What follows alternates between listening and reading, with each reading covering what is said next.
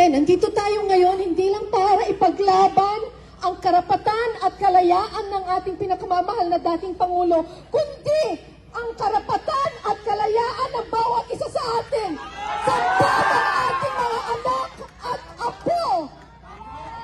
Hindi na ito ang panahon para manahimik at matakot. Kailangan nating manindigan. Walang aalis.